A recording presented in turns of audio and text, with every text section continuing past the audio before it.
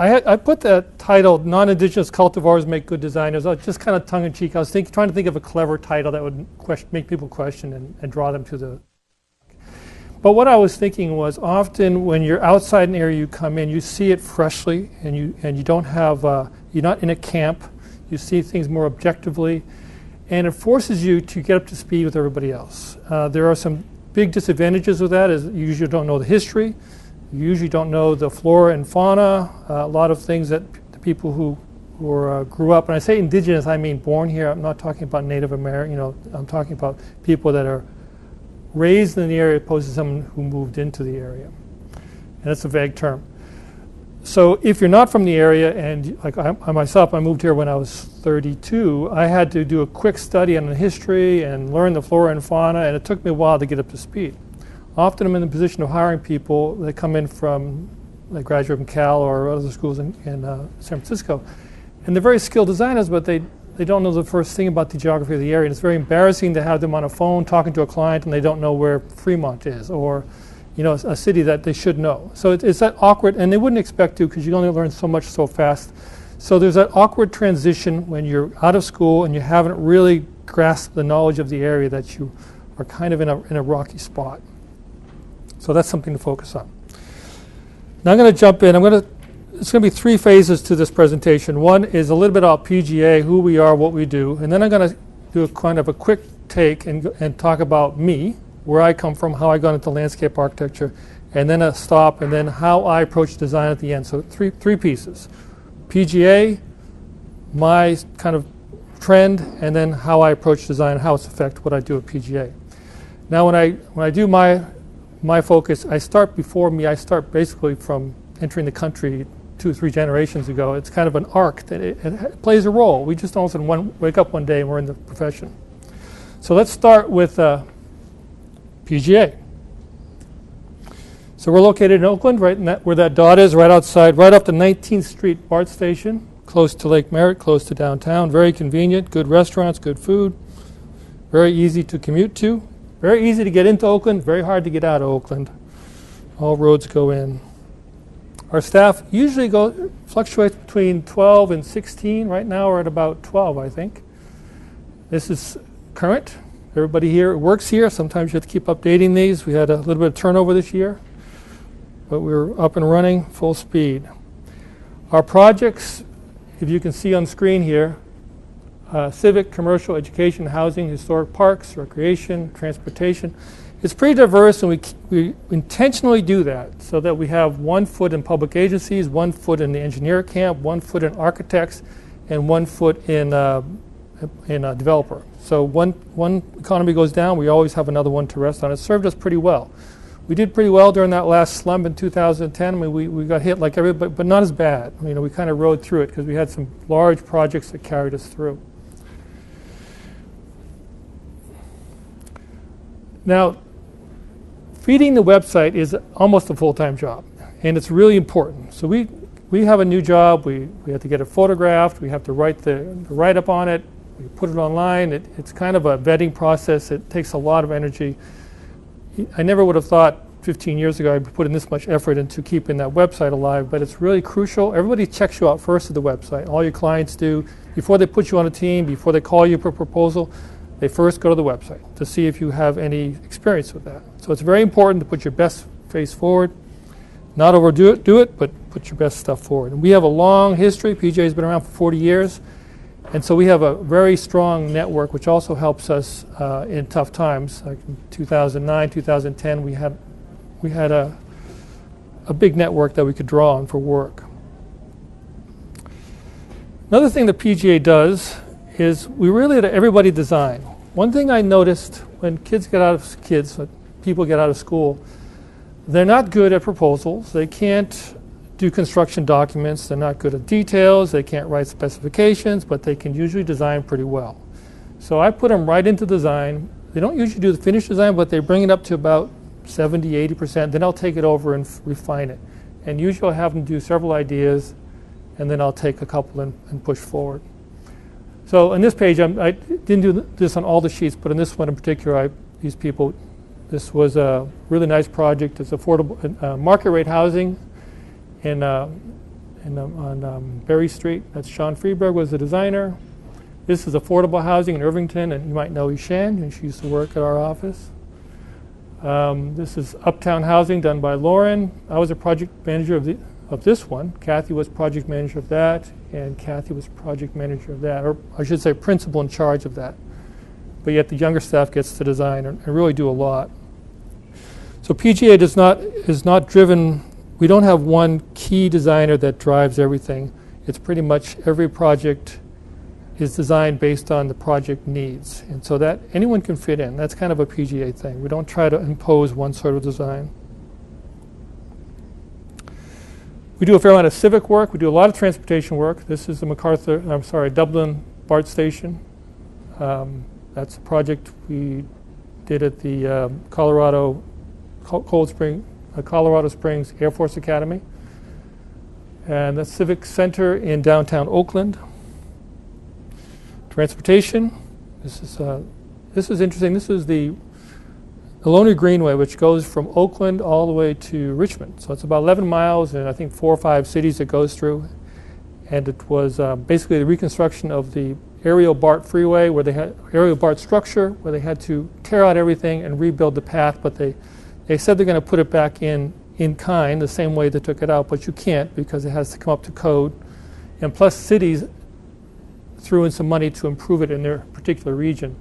So this in itself is a very simple thing. It's just a trail next to a BART structure. So it's quite simple, but getting it done through that many agencies, that many cities, 2 counties, BART, all the various government agencies that overlook this stuff is kind of a bureaucratic battle more than it is a design battle. And once it's built, then the cities can come in and start adding their own thing. That's what they're doing. Albany added a community garden.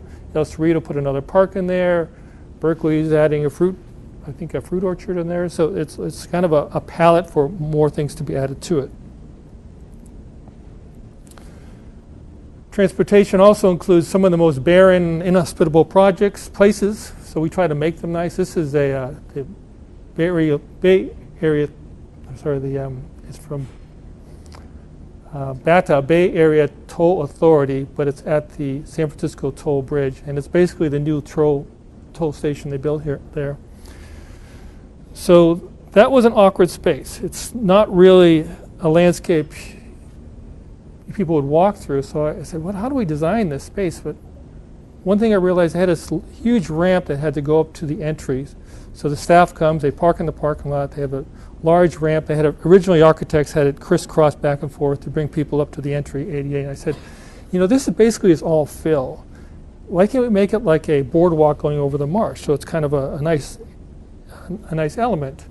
So they really bought onto that idea, and they took over the idea, which is fine. But instead of doing a boardwalk, they turned into this kind of concrete thing, which is nice, but it's supposed to be kind of a faux bridge going over the marsh. So we were able to dig out, plant kind of pickleweed or plants that do well in low saltwater brackish areas. I'm talking fast, I'm moving fast. I got a lot of slides. This is a specialty of PGA design, historic preservation, and that's more Kathy's than mine, but it spreads throughout the office. This is a hybrid between transportation and kind of a historic analysis. So first, they looked at what the original Gailey Road looked like on the north end, or actually the east end of campus, UC campus. And then we had a site that we had to reconstruct right in front of the football stadium.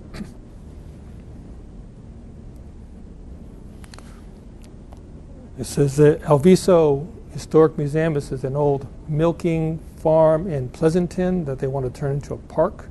So we did the research on the history, what the buildings were used for, what trails were used, how the plant operated, and these photographs only show a piece of it, but there was a small barn, there's interpretive signage in the barn, there's areas for kids to play, there's kind of interpretive play structures for the kids, so it's all about having a good time, also learning about the history of the area.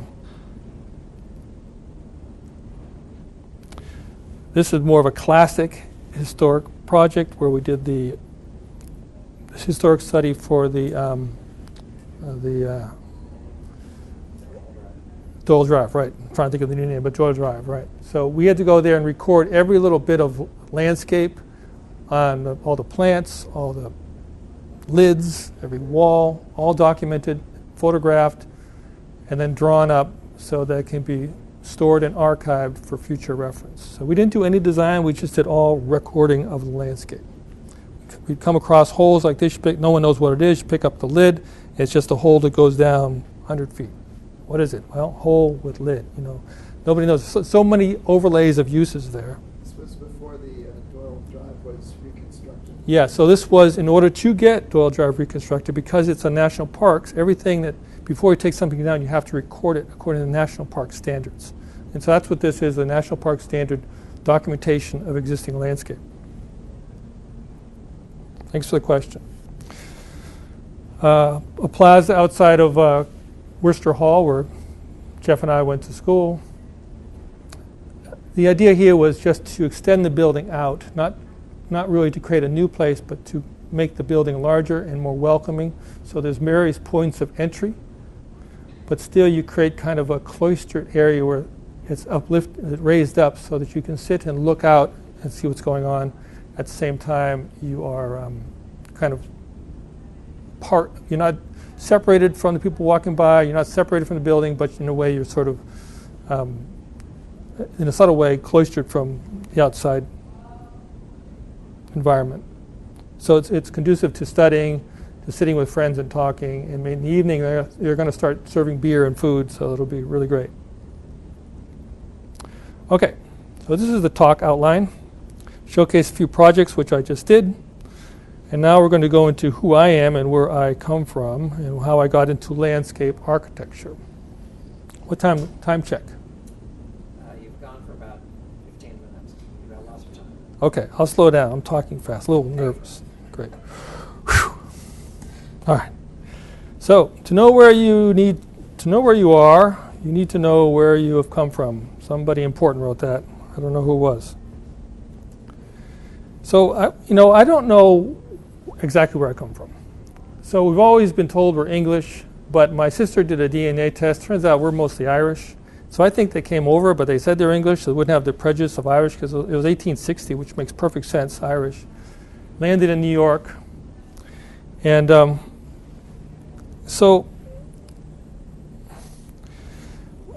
great-grandfather landed there, got married soon after, had 3 kids, and then died of, I think, tuberculosis or something. And the kids were all pretty young, 2, 5, and 7, and his wife didn't have much money. So they started selling art crafts on the street and raising money. Well, they were pretty good at it, and my grandfather was helped by an aunt that had more money and put into an art school where he thrived. And then the family moved from Tarrytown, New York, up to Western Massachusetts, and then up to northern New York over some time. Now, World War I was a big impact, because my grandfather was a very well-read person. He had traveled a lot with his aunt that was taking care of him and cultivating him. So he had been to France several times. He had a German a tutor that was helping him learn German, so he was connected to both countries. And he was about, 1918, he was born in 1882, so that would have put him about 28, 30 years old. For him, this is horrific. He wasn't of the drafting age, and he wasn't like, this is a great thing, we're going to war, we're going to beat the Germans. He saw both sides, and it was really very difficult for him. So he had to get away, basically, from it all, and he went to Alaska. In 1918, he brought my father, right here, right there, to Alaska, and they spent a year in the woods, he just read and kind of got away from it all, had to kind of calm down. He was very stressed out by the whole World War I situation. And he came back to New York and published his writings and illustrations of the time, and it was a big seller. And it just put him on the map career-wise, and he started getting a lot of contracts for illustrations. So then he started traveling a lot. So he traveled to Greenland, he traveled to Tierra del Fuego, he went overseas, went to Armenia, Russia, and everywhere he went, he kept a journal and painted and came back and talked about what he'd done. He met several presidents, showed them the work, he did some government murals. And so he's a very well-known name back in the 20s and 30s. But his most known illustration is the book Moby Dick. Now what's fascinating here is I think it was Random House brought him in and said, we have a great book we want you to illustrate on sailing. And he saw the book, he said, well, this isn't a very good book, but I know a better book, Moby Dick. And they said, what's that? And he showed it to them, and they had not read it, didn't know about it. And they liked it, so he illustrated Moby Dick. They were so excited about him illustrating it that they never put Herman Melville's name on it, because nobody knew about this book back then. It was just an odd book. So they published the first edition with no Herman Melville, and it was a great bestseller. And people said, well, who wrote the thing? And so they came out quickly with a second edition that had Herman Melville's name on it. And then it started being read so widely, it took off on its literary credentials, not relying on the illustrations. And now it's kind of a well-known book based on that little funny little thing that happened. So with the money he'd made from all these great contracts, even during the recession, he was making very good money. He was doing book plate designs for $200 a piece, which is about $10,000 in today's money. And I'll show you some of the book plate designs in a second. So he went up and bought a beautiful farm up in upstate New York. I get into trouble when I start talking about grandfather's history, because there are some historians that know his life better than I do. And they see this thing and they say, well, actually, that's not exactly what happened. So caveat that I might not have the facts exactly right. But basically, he went up to upstate New York, bought this wonderful farm, and that was the studio. And then the Depression hit. It was fine for him, but for his son, my father, it wasn't so good. So my father took over, ran the farm, while my grandfather did the illustrations and flew around the world and doing his trips. The farm couldn't make money. My grandfather was not a very forgiving guy. He said, well, no, you got to make money, you got to make money. Why are you eating if you haven't paid me rent? And on it was very difficult. And finally, he kicked my father off the farm. And so my father moved to Boston to go back to school. So my father was actually quite well educated, because my grandfather put him through good schools, and he had his undergraduate and Harvard for meteorology. But he took that meteorology degree to go work a farm, because his heart was really always in farming. And once he got kicked off the farm, he came down. He started his own farm for a while, didn't work out. The barn burnt down in a thunderstorm, and he eventually gave it up and went down to get his PhD at MIT in physics. And then World War II broke out. Well, that's the physics lab that he worked at. And then World War II broke out. And so he brought onto the Manhattan Project, but on the East Coast. So he's running the spectrographic analysis. And he didn't know he was part of this atomic bomb. I mean, you can argue up back and forth about whether it was a good thing to drop the bomb, whether it was, in the end, better than not. But he felt extremely guilty having been part of the construction of it, because you didn't know what you're working on at the time. Soon after the bomb, Joe McCarthy came out, and there was this large communist threat. And my grandfather, who was always socialist leaning, as well as my father, were targeted. My grandfather was blacklisted. My father had to go in front of the Ways and Means Committee and defend himself. And they weren't, they're not communists. They were an American version of socialists, which is a whole different animal. But in McCarthy's view, it's all the same animal. If anyone had any progressive leaning back in the 30s and 40s, you were a socialist leaning person. So, retrenched. My father now got married and started a family. This is in 1957. He bought this small house. So this is when I was born. 56, I was born. The same year my grandfather was in front of the Joe McCarthy defending himself. But I didn't know anything about that. So this is my realm of influence, is 50 feet right outside this dot. By 62, I was 4 years old.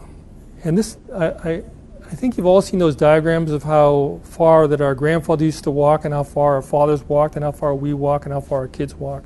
and it shows that range. So I did that myself. I did this a while back. I was just doing it to figure out how far I used to walk at different ages. And so at 5 years old, I used to go to the swamp.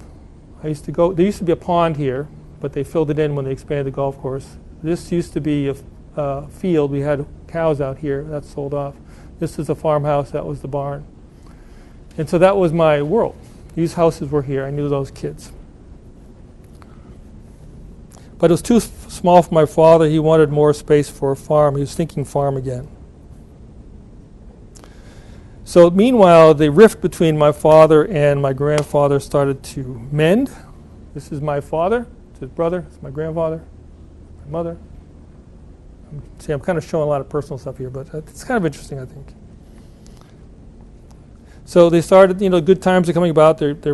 My grandfather liked his wife, my mother, Margaret, and they moved. So now they moved outside of Boston by about 30 miles. And this is our new home in 1962. So it was an old apple farm, dairy farm. My father tried to run both this and work in Boston at the spectroscopy lab. This was us in 65, it's my dad. So he's always a farmer at heart. There was 9 siblings, there's a lot of us, 3 of them are missing here. And no way you can raise 9 kids without having difficulties. So then my range expanded dramatically. This is now at 10 years old, I would walk about a mile and a half through the forest to visit friends, and those friends were located like this. So I'd walk through the dirt road, hitting various friends' homes and back, and that was fine. I was allowed to do that. I don't let my son walk that far. Then Vietnam. So it's interesting because my dad, after the atomic bomb, after being part of the Manhattan Project, had a real kind of anti-war streak in him. And so even though we were living in this kind of very quiet town surrounded by forest, all of a sudden he decided he wanted to go march at the protest in 1966, and he brought me with him, and I'm 10 years old, and I'm probably in here. You can probably see a picture of me. I didn't know what was going on. Then back. So now I bought a bike. I'm older, about 15 years old, and my realm of exploration has expanded significantly more.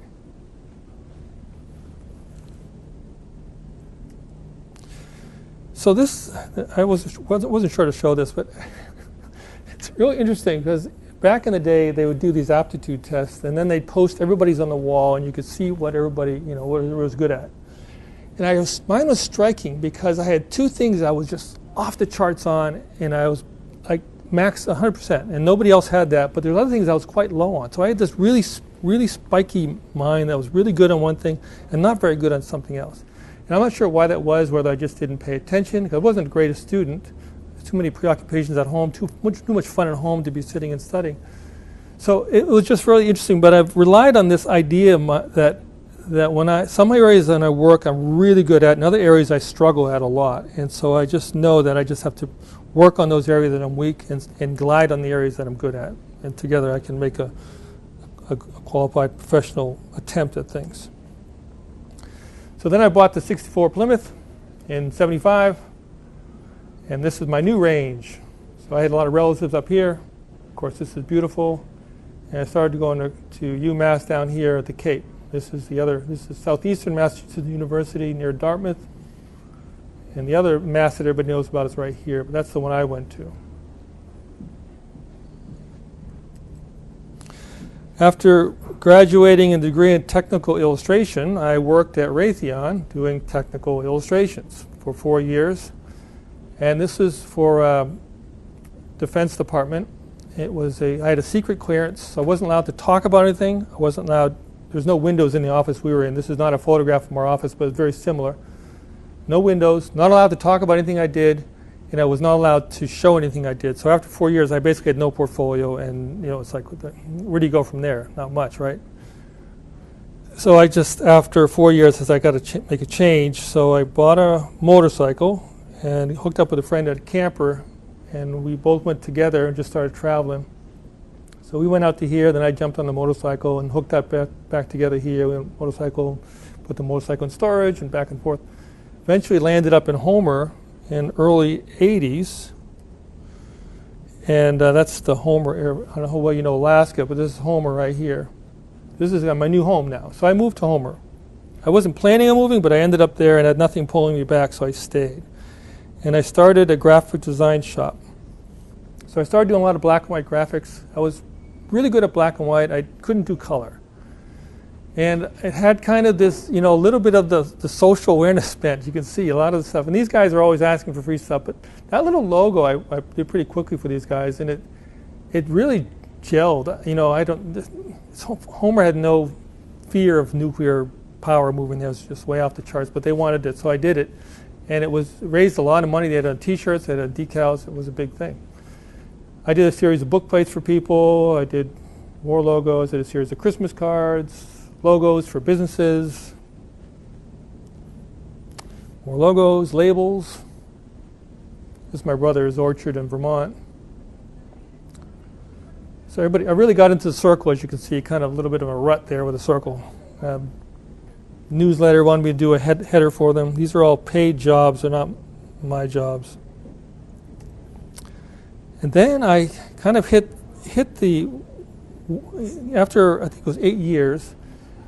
It was okay. I was making enough money to survive, but it wasn't real. I didn't see any professional horizon. I felt a little frustrated and trapped, so I felt I needed a change. Plus, it was really so simple. My job here was sitting all day drawing, and I just wanted to be outside more. So with a very simple thing in mind, I wanted to get a career that I'd be outside more. So I said landscape architect. There's no big vision. A lot of people have these great ideas, what they want to do with landscape, which I really appreciate, but I didn't have that. I just wanted to do something where I could get paid and be outside and inside draw and be outside half the day, and landscape just hit it on the head. Perfect, let me do that. So I applied to graduate school, came to Berkeley. Beautiful school, and then I had to go to this building though, unfortunately, which not so bad after you get used to it. So 4 years there, one of the big things about Cal was they make you work in teams. And that was really new to me, and I wasn't used to working in teams.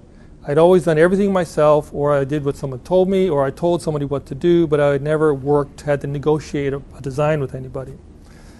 So our third year there, we were in this big year-long, maybe semester or year-long project, and we had a team of 5 people. And we spent hours just negotiating every little design. It was so inefficient, drove me crazy. Finally, I said, okay, I know how to organize this. Everybody take one subject and do all your illustrations on it. So one person studied I don't know what that was, a street. One person studied the building type. One person studied the open space. One person studied the housing lots. One person did the pro forma. And then we'll come together, we'll put them on panels, and we'll all stick them together on a wall. So they were much more efficient. We get so much more work done. We worked as a team, but we didn't have to negotiate every little thing. And it was my first taste of organizing a team to do a project. So when I graduated, I got the Geraldine Scott Knight Traveling Fellowship, which allowed me to go overseas for about a year to study urban forestry. And it was tough in 1993. There's no cell phone, no app, something like that. So just trying to speak the language to get to point A to point B was exhausting. So I had to do one thing every day that could kind of keep me centered. And so I took up field sketching. I wasn't very good at it, but I did it. So I started sketching things. Back up a bit, I took a class at Cal called California Landscapes. We had to go to a site and diagram the landscape using watercolor. And so I did that same thing. I went to the site, I just diagrammed. I wasn't trying to do great paintings, I was just trying to diagram the site. But I started getting into it. And then when I came back, I joined a Sunday afternoon Watercolor Society, which is still around in San Francisco, and I started painting every Sunday with this group. And we go to various locations and paint for 3 or 4 hours. My wife, my daughter, Mount Diablo, Jade Point, Point O. So I still do that once a month, one Sunday every month I go out painting. So when I came back in 1994 after the Geraldine Scott Knight Fellowship, I was I'd lost all my connections. I didn't have great connections after Cal, but I had some. I had some tentative job offers, but they'd gone by the time I got back. So I was living on a friend's house in Richmond District in San Francisco. I got a little 3-week project at MGA, then another project at Sheila Brady's Associates for a couple of weeks, and then RGH helped me for a month, and then Michael Leary hired me part-time. And so it's just cobbling things together to pay the $100 a month bill to stay on someone's couch, whatever it was, maybe more than that.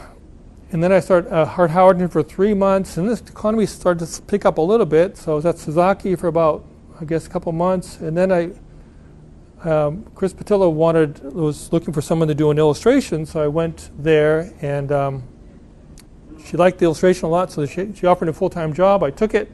A year later, she teamed up with her partner to form Patillo and Garrett Partnership, and then 4 years after they asked me if I wanted to be partner, and then I've been there ever since. So after living on a couch, you don't give up partnership opportunities. You take them seriously. So this drawing is not great, but this is the drawing I did the first day at PGA, which made Chris want to give me a full-time job. And it was she was doing a marsh, Arrowhead Marsh restoration down in Oakland, and they wanted to put a bird blind, so I drew this up. I mean, looking at it now, it's terrible. You'd never construct it this way, but at the time, it got the idea across. I didn't even color it. Somebody else put the color on it. But they liked it a lot, and they hired me. So I like that drawing ever since because of that reason. So this is us. In 99, we looked like that. 2006, we look like this. Almost the same, huh? Just clothes are different. 2019, I became a partner in 2001, Chris and Kathy. Then we're bringing Karen on here. Chris has retired a few years ago, so now it's just the three of us. Now, how do I work? So you see that my background is in graphics and drawing. And I like working in teams. It's been a big shift for me. But I don't like negotiating things forever. I just like people to do things, we come together and share and move on. But I think hand drawing seems to be lost in a lot of firms. Some do it, but a lot don't. And a lot of people come in, they do computer. And you can do so much with a hand drawing so fast and you can get agreement on a project with a hand drawing much faster with a computer. I'm convinced of that. These drawings we did for Vallejo, or I did for Vallejo, took about 2 days maybe. And they lasted 2 years of public presentation. Now, if these are computer drawings, people would think that they'd be finished and they'd want you to refine them and refine them and refine them. But when they're loose, they know it's just an idea, and they don't try to buckle you down for details. But yet, it's exciting, and everybody gets on board. So they see these things, yeah, we want that. I mean, it's pretty basic, people dancing, people walking. It's so simple, but all you just need is something to engage them to get all on the same page. If it was a computer rendering, they'd start nitpicking little things on the project.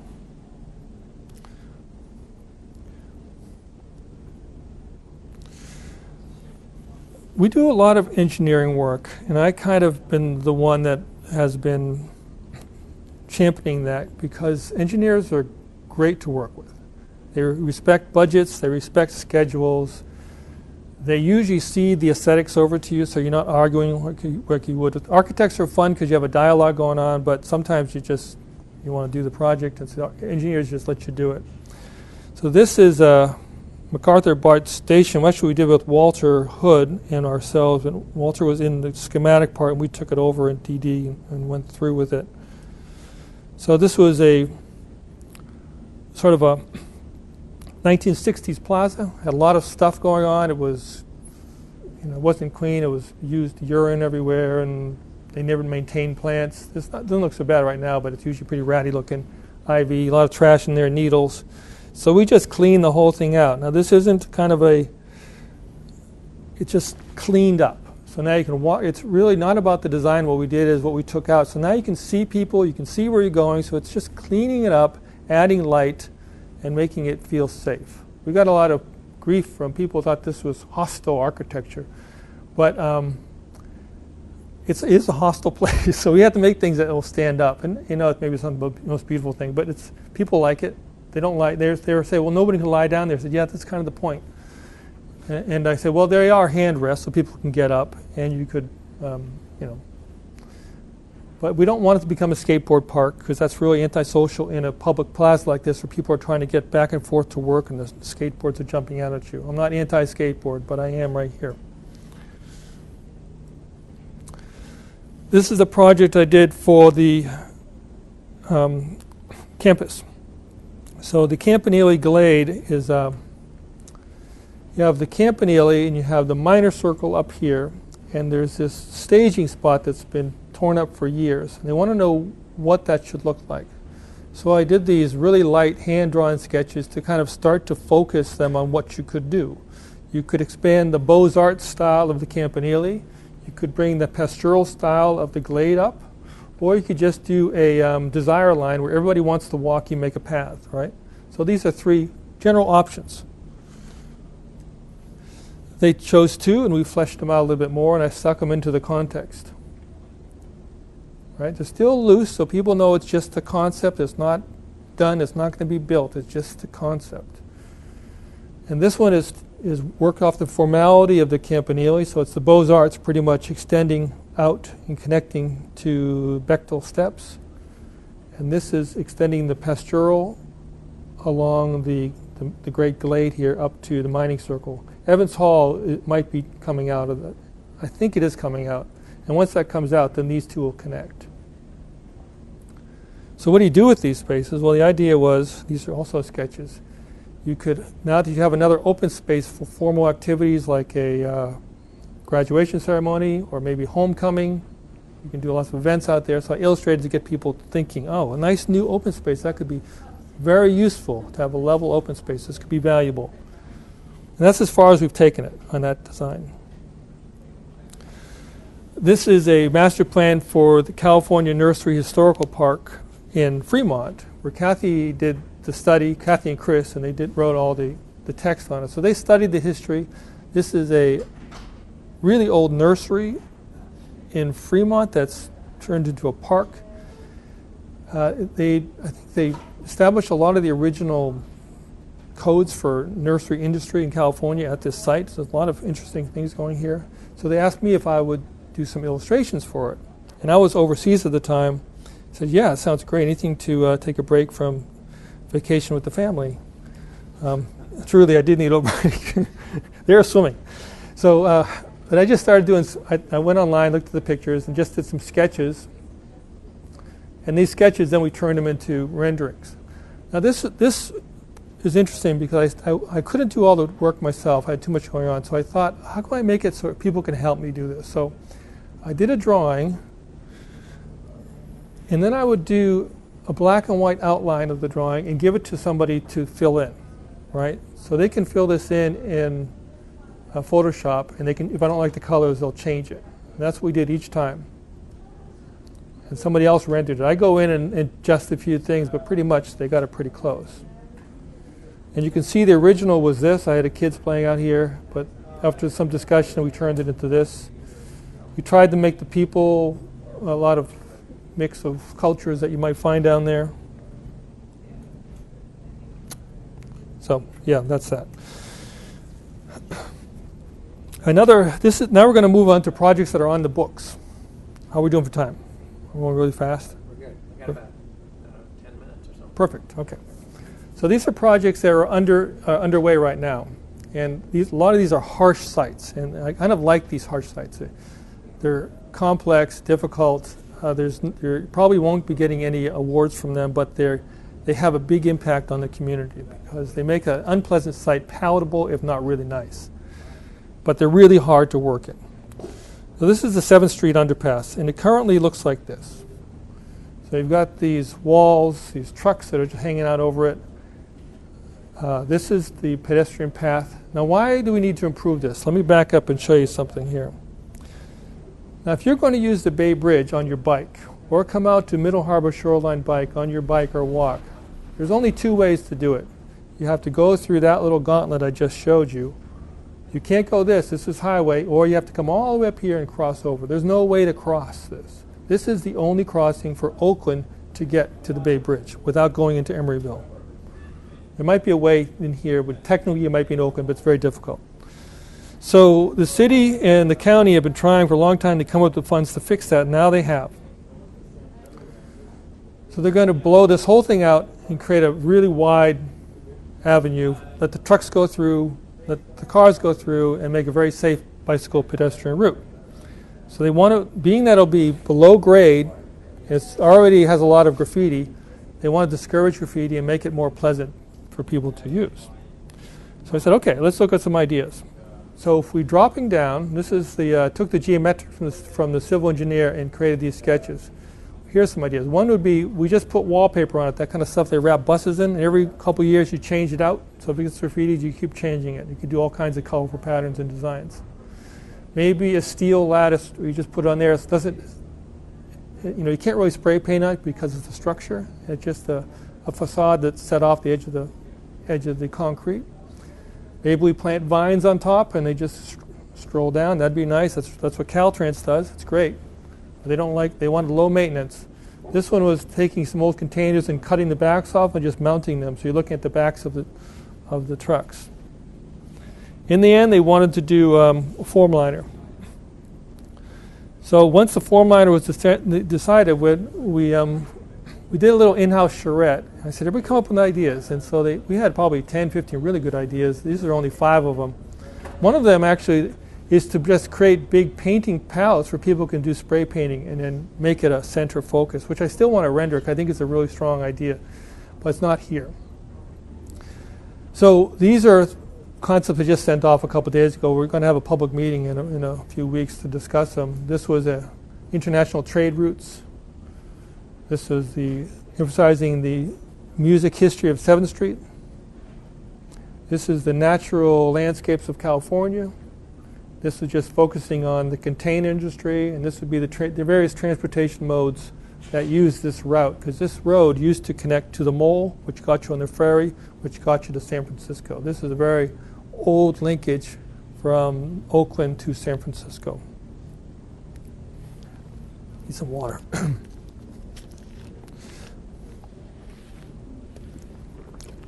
So on this one, I had the staff come up with ideas. I had them, or one person particularly, Shinjo, come up with some designs. And then I took her designs and I illustrated them and stuck them on here. So I just helped illustrate her idea. This is a project I'm just waiting to start. We've won the project. I'm sitting around for a year and a half now. It really frustrates me. And if you look at this, if you know Oakland at all, this is Broadway. It goes right under 880. And you get to Jack London. Well, if you're walking down Broadway, this is a very dicey area. The traffic is trying to get down to the tunnel to get over to Alameda. It's trying to get on the freeway. People are cutting back and forth. There's a real glare between the dark shadow underneath the pass and the bright light out, so they don't see pedestrians, and there's kind of a lot of near misses there. That's the realm. From Broadway to Webster, this whole area is to be improved as part of this project. And right now it looks like that. So you can see it's like if you're walking down there and you have a good time on a Friday night, you're not going to go any further. Oh, let's turn back, right? This is kind of the end of the road. It's kind of a gauntlet. It's not just this too. On both sides you have federal buildings. You have the police station, the jail, you have parole, you have other services.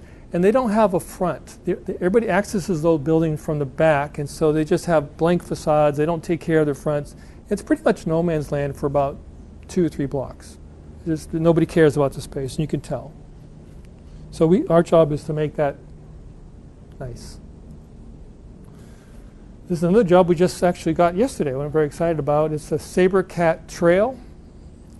And this is linking. There's a new Sabre Cat Museum going right here because of all the fossils they found digging somewhere. I'm not quite sure the history yet. But this trail would start here at the end, come up a bridge. Let's see, how's it work? Trail here. We can cross here at grade. Come up. We have a bridge. Oh, no. This is we go over this, and then we cross at grade here. I just got it yesterday. I don't know it very well. But then we ramp up here like this. There'll be a museum here. Then there's a big bridge that connects over to here into this open space. And then it connects over to BART, which is right down here. So this is a nice off-road linkage for this neighborhood, so they can get around. This is the project we are probably start in the next few weeks too, which is the San Pablo Bridge Gateway from Hercules to San Pablo. As you can see, this is the road. Right now, there's no pedestrian ability to walk here unless you're right on the road. So everybody comes down here, they cross over the railroad tracks, and they come up here. Well, that's not really acceptable. You have grade kids running over the railroad tracks. You have bicycles going over here. It's really bad. So they're going to redesign this whole bridge and make it wider, let people cross safely, and make it also a gateway element for both cities. There's another bridge. We're doing a lot of bridges for some reason, which is great. I love them. This is Tesla. It's called the Innovation Bridge. It's going to cross over and connect Tesla. Oh, actually, I think that circle is in the wrong spot. Should be right here. It's going to connect over here and come down to here. And the bridge that T.Y. Lin is doing here is fantastic. It looks like it can't stand up. It's a weird shape, and it's because the bridge arcs. It arcs like this, and it holds, it's balancing that arc. But if you look at it driving down the road, it's just like this thing like this. It's just hanging, and the bridge is hanging off it. It just looks like you want to drive under it fast because it's going to fall down. But so it's neat in a way. It's kind of a little bit scary looking. Oh yeah, so I already talked about this. That's the end of my talk.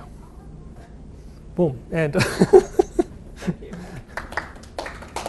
Oh, Thank you, Chris. questions? Yeah. So we'll go ahead and take questions. Does anyone, either online or, Francisco, here, I'll pass this around so everybody can hear. Hi. In one of our classes, actually a site visit or a visit with Public Works, we talked about nature play, and I kind of noticed that, in you talking about yourself, you have a lot of that come into play. Can you just speak a little bit more about how that's influenced your design process and how that actually kind of shows itself in your designs? Yeah, so that's kind of a rub. Because I really believe a lot in nature play. And in fact, my backyards, I have the chickens, I have trampolines, I have everything. It's like the nature play area of the neighborhood. But it's really hard to do in a job because you have to have the client on board with it. If they don't want to take on everybody's so afraid of liability and cost and overseeing that it's really, it has to be a client-driven, not more than a design-driven. So I don't, Karen in my office does most of the playgrounds, and she's doing, her expertise is really in working with various disabilities. So, the sensory or balance deprived kids and all different kind of disabilities you don't really know out there. She knows them and know what structures and how to design with them. The nature play is really just opening up, to me, it's just opening up spaces so it can get there. So this would be a nature play in some ways, because now you can get to the Bay Trail, you can get out there, right? And a lot of times kids are locked. That whole fear, about not letting your kid walk down the block, we know that's, I don't know whether, they say that it's a lot safer now than it used to be, and maybe it is, but maybe in the past they're okay if they lost a few kids and now we don't want to lose any. Maybe it's like that too, I don't know, because what our dad did with us was just crazy. I don't know how none of us we're all still alive. It's just amazing. But it was like he wanted some of us to kind of get picked off sometimes. I think back, he'd have the tractor, and we'd have this harrow disc in the back that would pop up when it hit a rock, so you needed to wait on it. And the only way, you can't put a rock on it because it would just bounce off. So he had us sit on them, right? So you're sitting on the harrow. If you let go, you're going to be turned up. But anyway, I'm digressing. But I think a lot of it is just allowing access to open space, more so than putting something that's movable in a play area. If you watch, when my son plays at Memorial Park in Albany, the kids they play a lot of the fun games there, but none of them are the games they're supposed to be playing there, right? And they're skating where they're not supposed to be skating. They're climbing the vine on the trails that they're not supposed to be climbing. They're climbing on the school to play behind. And I kind of let them go to some extent. I rein them in when it gets too crazy, but I'm not going to make them sit and do that. Next question. So I want you to talk a little bit more about your relationship with civil engineers and how you work with them, because, and I'm framing it in the context of our infrastructure, our roads, and you know, that our roads just take such precedence over nature. Well, not just roads, but they're kind of the glue that holds us together here in terms of the urban fabric.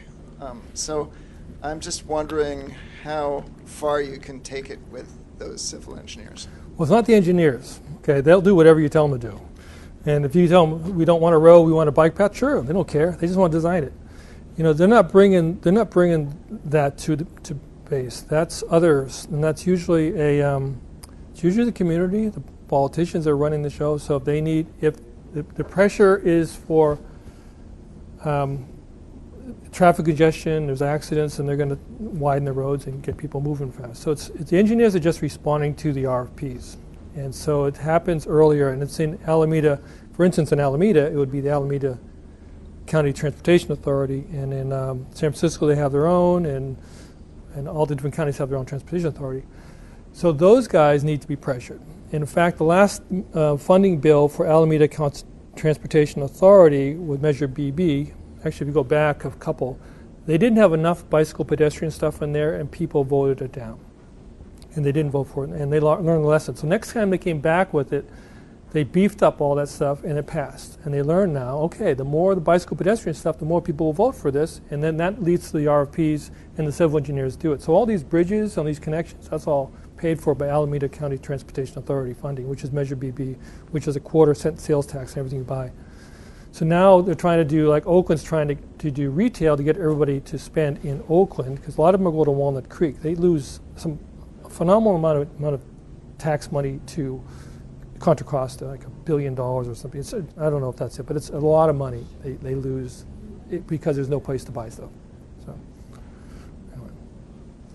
So we have a question from Dubai. Wow. What design aspects are more important for you while developing the public open space landscape scheme? Once again? So what design aspects are more important for you when you're developing a public open space landscape scheme? So probably how you prioritize. Well, it really depends on who I'm designing for. You know, I'm not just, although it's really important to kind of understand the community you're designing in. But generally, you can always bank on people want to build community. They want to get together with their friends. They want to do stuff with their friends. It's rare that in fact, you can't really expect to design a place for someone to walk around by themselves, right? No one wants to do that. So it's really how do you build community? How do you make it so that many people can be there and not feel like you're imposing on the other person? So this is a very subtle thing. And you go to a place and all of a sudden there's one person sitting, there's 10 seats and they own the whole place, right? Because it's poorly designed. It's a dead end, it's a circle. They own it, you can't go in there. But if there's multiple entrances and exits, then you can come and go. You can walk in gracefully and decide you don't want to be there and walk out gracefully. Don't walking and turning around and insulting somebody. So it's all a very subtle thing. So designing for a lot of people to mingle together in a graceful way and find enough privacy where they can, a group of 2, a group of 20, a group of 50 can hang out. I think is probably almost all open spaces need that.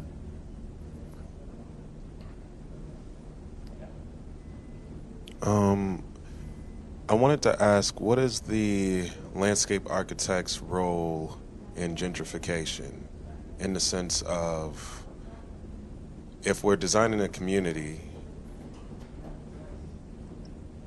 then would that community be a place that's designed based on who's paying for it? You know? So that's a very difficult question, as you know. So, no, not who's paid. It's not who's, well, the taxes usually pay for it. So you're not, unless it's a developer-driven project. If it's developer-driven, then they're doing their own park. If the developer is giving money to the community, then they have no control over that design. The city does it, right? So you don't usually have that sort of thing. But what you get in a city, would be you have a real rub between, let's say, the Chamber of Commerce, the people want to improve things, they want the property values to go up, and then you get the other people that don't want the property values to go up because they're renting and they don't want to pay more. So that's a big rub. And Vallejo, I showed you that one, that's a perfect example. So they've been, and it's not so simple, because a lot of people that have lived there for a long time, their houses haven't increased in value, they want to get out, they want to get their money back, they want the values to go up. They really do want that so they can get out or get their money back.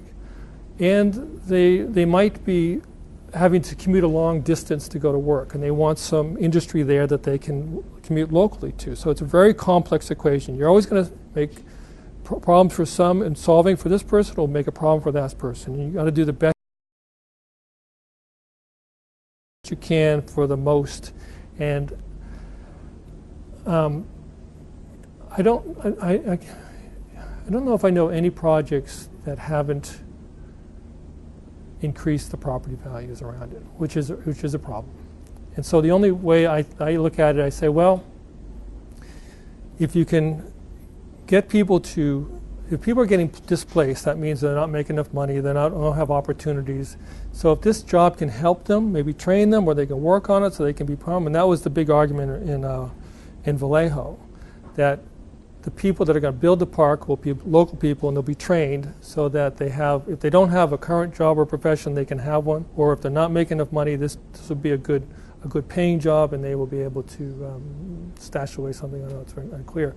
But with or without the park, the economy is much bigger than the park. The place is going to gentrify or not. Parks are just a piece of it. But sort of going off of that, if you're working on a project and you know it's going to gentrify the neighborhood because it's going to bring more people in, it's going to raise home prices, and that's going to displace some part of a community that might have been there for a long time. What can you do as a landscape architect? Can you advocate with the city to, is there something we can do as landscape architects to help, sort of from a social justice point of view, as opposed to always being on the economic? Yeah, well, upside? see, there are some areas that I think that's more in the East Coast. You have communities that have been around for a long time. The West Coast, every generation, a lot of these communities change. Like, for instance, we do a lot of work in West Oakland. That's a very diverse community now. And the people that are arguing for going gentrification is mostly young, I would say white people that have bought these apartments, or artists, and they don't want the rent to go up. It's not what you would typically think in West Oakland. That's the problem. And we're working with Elaine Brown on one of these things, and she's a former Black Panther person. She came out, it was really intense. One of these projects we're working on, the community came out and said, this is gentrification, you're going to destroy, you're going to take this big building and turn it into little units and rent it off to, .comers, you're destroying the neighborhood. And she said, where were, and it's her project, she said, where were you guys 30 years ago when this whole area is being gentrified and all the black families were being displaced? Where were you guys? You were nowhere. Now that you're being displaced, you're claiming gentrification. And she was saying it's a shallow argument when all of a sudden it affects you and you yell gentrification, where you never said that to protect anybody else. And it's kind of interesting. Well, it's probably true, though. Yeah, it is true. Yeah. Now there are areas that I know that they did this down in. It's not our project, but it was done in, I think, East Palo Alto. They were doing some improvements, and they tried to create the Camino Boulevard to improve it, but not to create gentrification. And so they did very subtle improvements. Art Royston did this, very subtle improvements to improve the circulation, make better parking, but not do a wholesale change. I think the city fired him. So there you go. It's all on camera and record, but I think that's true. So, So if I can shift topics just really quick. You've been a partner at PGA Design for 20-something years. You've obviously interviewed a lot of prospective employees. When you want to hire an entry-level person, and that person might have just recently graduated from a landscape architecture program, what are you looking for? What are your priorities that you are looking for from those candidates?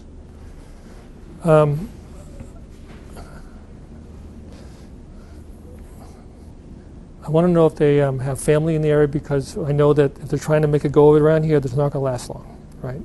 They're going to get out. We can't pay enough for them to live really comfortably, especially start off. And so they need some, and that's a difficult thing to say to somebody, but and you can't really ask them at the interview. But I mean, it's fun to live in the Bay Area for a couple years. And then, like I was living on that couch for a while. This is it's much more difficult than it was when I was there in the early '90s.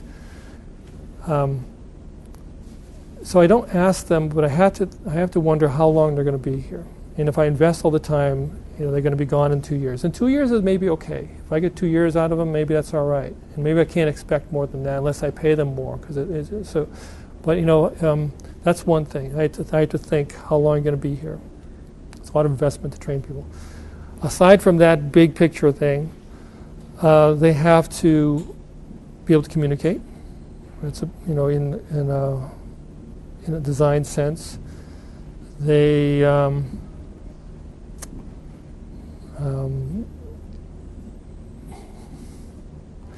like drawing, but it's not a deal killer. Particular technical skills in terms of competencies in specific software? Oh, well, we train everybody in Revit and whatever they need to do. But if they come in with that knowledge, it's pretty good. I mean, I would hope that everybody has a basic understanding of email and Word and Adobe Suite, those things. I would assume that people would know those, right? But when it gets to Revit, we don't do Rhino. We don't do that's kind of an expensive program. So plants. People know plants. That's very useful. It's kind of the fundamentals, I guess. So would obviously it depends on what you're hiring for, but would a new young employee be sort of just joining a team and then becoming sort of mentored as they do stuff, or are you gonna be like, okay, we need production? Construction drawings. Here's how is your AutoCAD? Let's go. No, we obviously when someone comes out of school, we expect an apprenticeship program. So they're going to be apprenticing for a couple years. So that's why they don't have the money to live on the couch, because they're not making us any money, right? Yeah. So we're training them, they're learning, and then it kicks up pretty quickly. If you were 5 or 7 years, you don't need the couch anymore. You got an apartment, right? But that first phase is tough, and because it costs us a lot to train people. That's what I guess I should have said. Okay, thanks. We got another question over here. Just following up on that, would you say that's typical across other firms as well that you know of? Is that apprenticeship phase kind of? It used to be really a much more distinct phase. Right now in this boom economy, people are getting pretty good money because people are just desperate for somebody. But there would be an expectation that you would stay, I think, for more than just a year or two. Because they're going to pay you, I don't know what they pay you now, 55 starting, something of that sort, probably, in the Bay Area. You're talking annually? Yeah. Okay. So And I just have one more question, and then if there's nothing else, we'll wrap it up. You said you got into landscape architecture because you're interested in drawing and you want to go outside. Yeah. So it's a pretty basic, it's a job I might like. But over the course of your career, including early on, you've gotten really involved in the professional organizations, and you have had really as much of a commitment to the ASLA and sort of perpetuating and promoting the profession itself as maybe anybody that I know. And I'm wondering if you can just speak to, because there's this bridge that happened that you were like, these things are important, and if you could talk a little bit about why it's important to be connected to the professional organization and how that affects. Yeah, well, I'm glad you brought that up, because I don't think I made the connection well there. So I think looking back on my career, I've always done things where I stumble into things for really uninformed reasons. But once I'm in there, I kind of make a commitment, and I usually see it through. And landscape is one of those things. I got in, I didn't really know what the profession was well. And I was already in school, and then I'm learning what this thing is. And it was really fascinating, and I got into it. And then I got out, I started, I think when people first start presenting their designs and somebody knocks it down, you hurt. So what? And then I realized right away, okay, this is not about me. This is about a design that might be built that people will be using. So this is really important that you divorce yourself from design. So the first professional move is to stop about talking about being your design. This is a design. And that's why in our project firm I like to mix things up. So no one takes control. This is my design. No, it's not your design. It's a design that people are going to be using. You're lucky to be shepherding it. But that doesn't mean you want to degrade it. So everybody's got to give. So there's a lot of verbal conversation going on about more than I like. I told you I don't really like discussing design, but you have to do it. And I think when you go out, especially to a public meeting, and someone criticizes one of the designs, you have to explain it really clearly why it's important. And people come to look at design. They don't say, I'm going off on a little tangent, but I do want to talk about this. People say, well, if you ask someone, if I asked you, why do you like that design? You go, I don't know, but I know what I like. Or they might say, it's in the eye of the beholder. And I'm saying that's not really true at all. Because there's reasons why you like things, and it's either it reminds you of something you've done and you like, or it has a moral message in it that you like, or there's some natural innate forms that you like. There's 4 or 5 reasons you like things, and it's usually a mix of all those things. And you got to distill those out. And so when you come to present at a community meeting and someone doesn't like something, you have to think, why don't they like it? They like it because it's just ugly form. They like it because something like that was built in their life and they weren't allowed to be in it. There's reasons, and you got to distill that out and find out what the reason is, and then get them on board. And if you just think that if people don't like a design because they don't like it, end of the story, that's just a nowhere conversation. So once you start getting into it like that, it's almost like a professional challenge to kind of get these things. A lot of these projects I showed are pretty barren spaces, and to get something in there, and all you're seeing is the design and people are going to love it. But what's really in the way is that master bureaucratic hurdle to get something built around here. So whenever I see something built, I say, who died to make that build? Whether I like it or not, someone died to make that thing happen. Almost. I mean, they put a lot of sweat into that thing, and they spent a lot of hours, a lot of angst, and whether it's successful or not, someone really tried. And so that's the first thing I do when I see something built. Okay, someone tried, let's see if they can be fixed. Even if it's not a good design, they've claimed a space for a park or whatever it is, so later it can be improved. So for me, it's just like slowly grabbing space to give back to the public, And if it's not perfect, so what? The next guy will make it perfect, And so that's what these spaces are. And I feel that's kind of, that's what I can grab onto as a professional thing. And it feeds back to, that's why I brought my whole family into it, because there's this kind of social consciousness in my family, which I kind of divorced myself from a little bit, but I feel it coming back up in the work in some way. But, yeah. All right. Nella, let's do it. One more. Hi. Well, just like a technical question about your drawing skills, that I saw that they improved a lot and they became really good and they are awesome. So what would you recommend us to improve our sketching or drawing? Draw and sketch all the time, and you get better. And don't try to do a pretty picture all the time. Mm-hmm. Just go draw and sketch, and it's embarrassing. People want to see your drawing, you show it, and they say, "Oh, really nice," and it's not nice. They say it anyway. But you just have to endure, and eventually they start getting pretty good. But it does take years, though. It's not quick. Yeah. Thank you. All right. So I think with that, we'll wrap it up. Thank you, Chris. Appreciate you coming out tonight. Thank you, everyone online who's watching.